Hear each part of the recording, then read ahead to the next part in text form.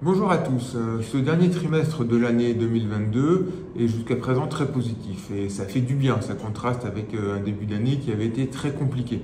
On a en effet regagné pratiquement 20% sur les actions européennes, on a gagné 15% sur les actions américaines, les taux se détendent légèrement.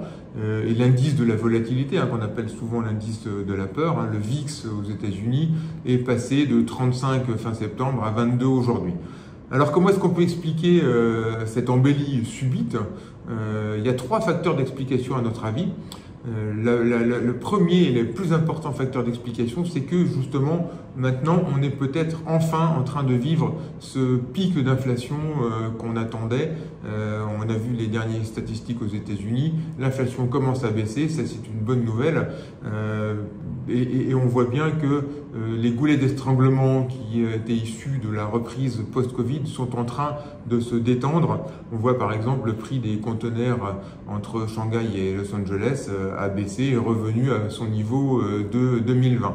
Donc tout ça est une bonne nouvelle parce que ça nous annonce que finalement les taux vont plafonner. Les Fed Funds aux États-Unis sont attendus au plus haut autour de 4,5, 4,75 au cours de l'année 2023 et ça paraît crédible. Donc on a le sentiment qu'on n'aura pas à nouveau des révisions à la hausse sur ces anticipations des Fed Funds. De ce fait, les taux obligataires se calment.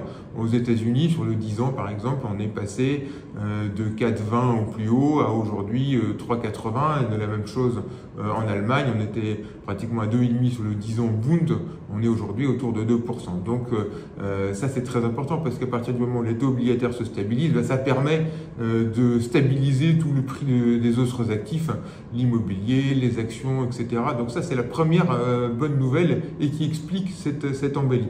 La deuxième nouvelle plutôt positive, concerne je dirais le domaine de la géopolitique.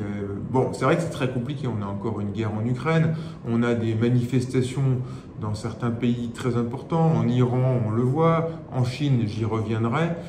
Mais on a le sentiment que depuis le dernier sommet du G20, un dialogue s'est rétabli entre les grands de ce monde, notamment entre la Chine et les États-Unis. Et de ce point de vue-là, on a le sentiment que le Vladimir Poutine en Russie ne sera pas soutenu s'il va utiliser des moyens extrêmes. On pense à l'arme nucléaire. Et de ce point de vue-là, donc on a le sentiment qu'il est complètement isolé, que la Chine l'a un peu lâché.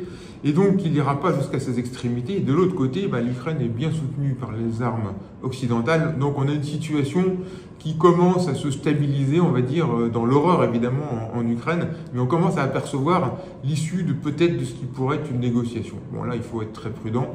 En tout cas, c'est ce que les marchés semblent considérer. Et puis, un petit mot quand même sur la Chine, puisqu'il se passe des événements très importants ces derniers jours, avec beaucoup de manifestations dans plusieurs grandes villes et même dans des villes de moindre importance. Donc c'est quand même assez important. On n'avait pas vu ça depuis les événements de 1989 en Chine.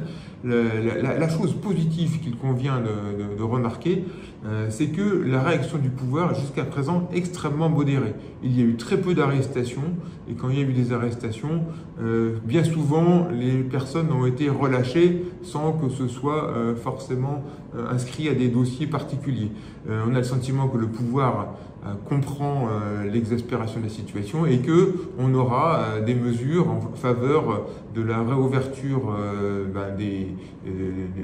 de l'économie, des marchés.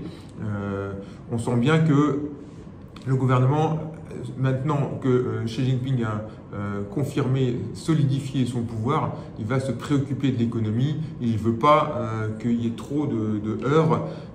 La priorité va être donnée justement à la croissance. Donc ça, c'est une bonne nouvelle. D'ailleurs, les marchés l'ont acté positivement. Hier, c'était lundi, juste après les événements de ce week-end, le marché a baissé, mais dans des proportions modérées de 1,5%. Et ce matin, à Hong Kong, on reprend 2%.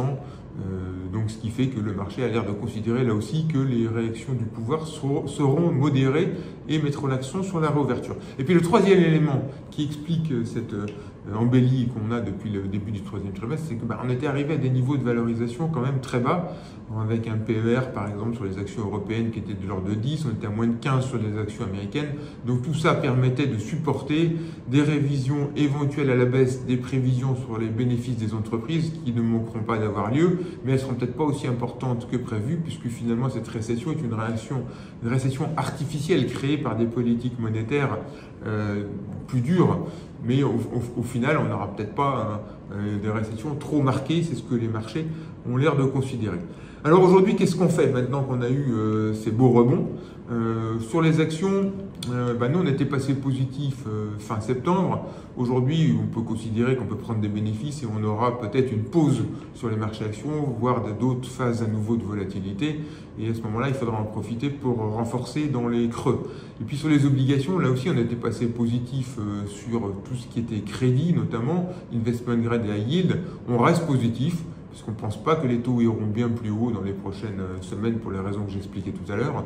Et donc, il faut rester investi sur l'investment grade et sur le high yield.